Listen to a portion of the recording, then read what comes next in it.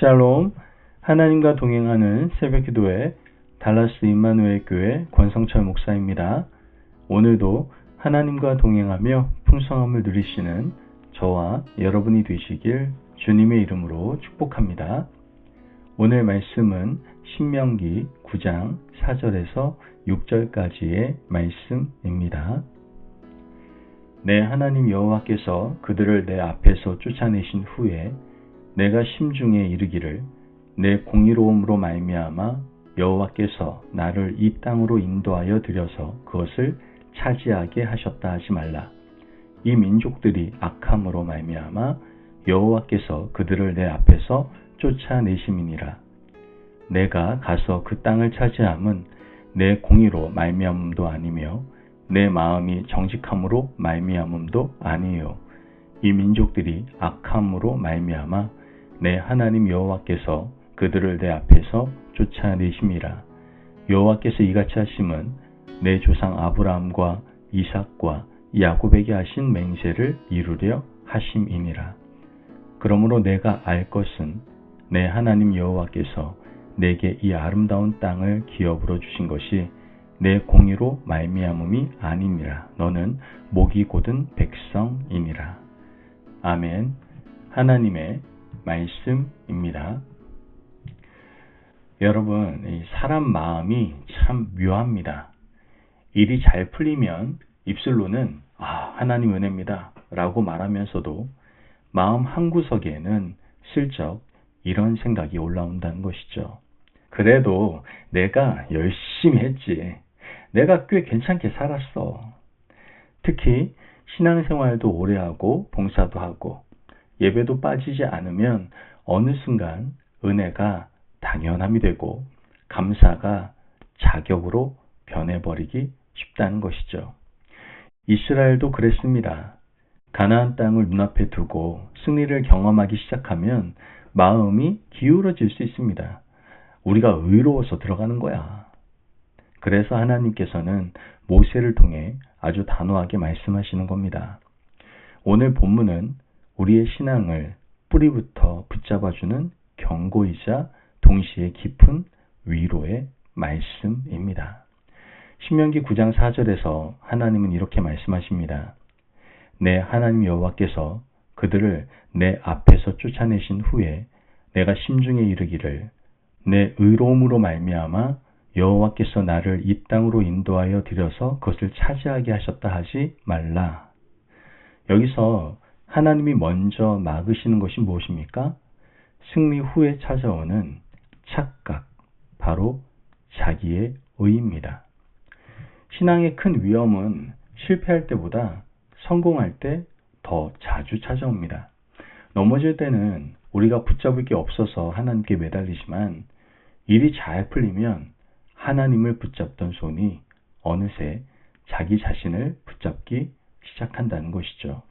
그런데 하나님은 이유를 분명히 말씀하십니다. 5절을 보면 내가 그 땅을 차지함은 내 의로움이나 내 마음이 정직함 때문이 아니요 이 민족들의 악함 때문이며 여호와께서 내 조상 아브라함과 이삭과 야곱에게 맹세하신 말씀을 이루려 하심이라.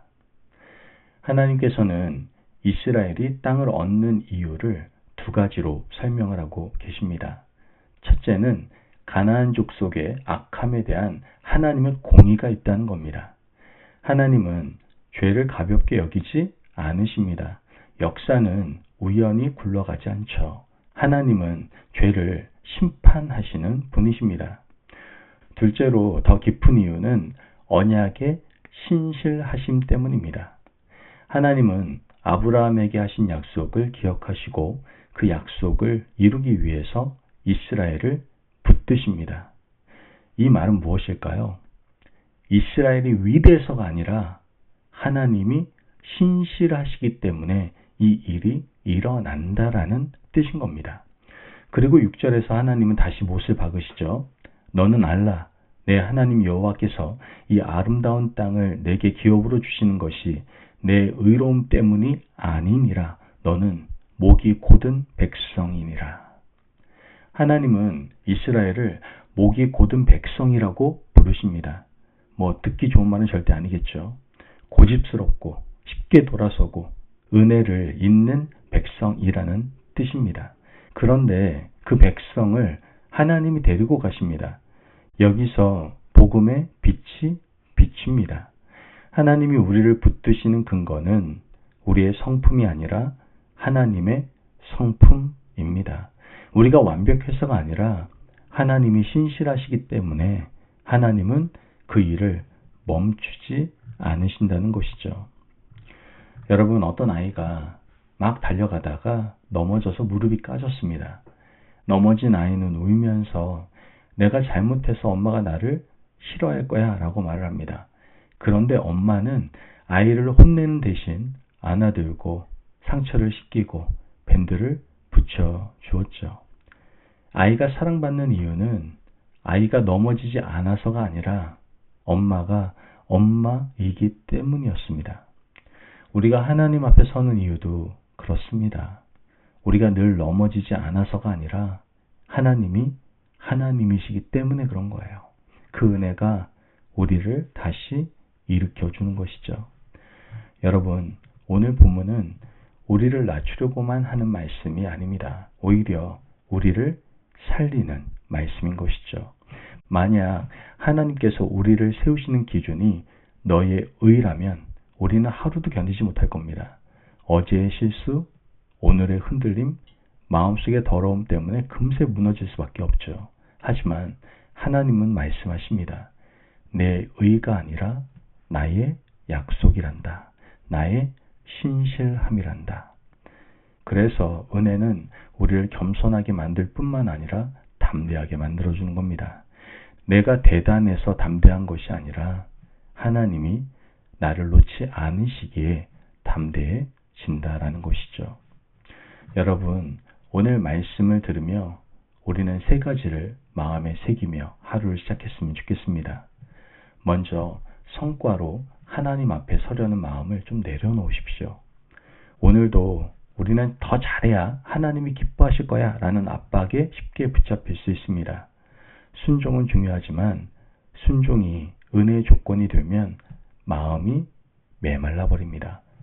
오늘 이렇게 고백해 보시길 바라요. 주님, 제가 주님께 인정받기 위해 사는 게 아니라 이미 사랑받았기 때문에 살 수가 있습니다. 이 고백 속에서 하루를 시작해 보시기를 바랍니다.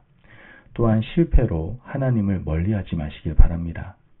은혜를 아는 사람은 넘어졌을 때 더 빨리 하나님께 돌아옵니다.